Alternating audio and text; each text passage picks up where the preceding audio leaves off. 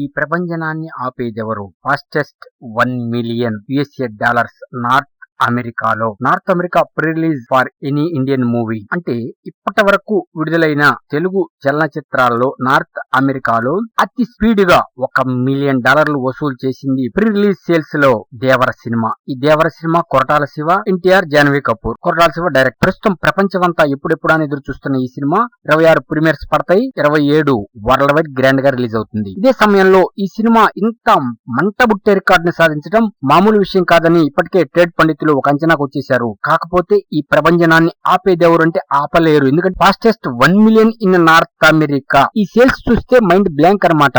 Release కు ముందే అంటే ఇప్పటికే దాదాపు 16 రోజులకు పైగా ఉంది, 1 మిలియన్ అయింది. అంటే దగ్గరికి వచ్చేటప్పటికి మా అంచనా ప్రకారం దాదాపు 3 మిలియన్లు దాటిపోవచ్చని మేము అంచనా వేస్తున్నాం. ట్రైలర్ దెబ్బకి అది ఇంకా పెరగచ్చు కూడా. అంటే 5 మిలియన్లు అయినా సరే మైండ్ బ్లాంక్ అన్నమాట.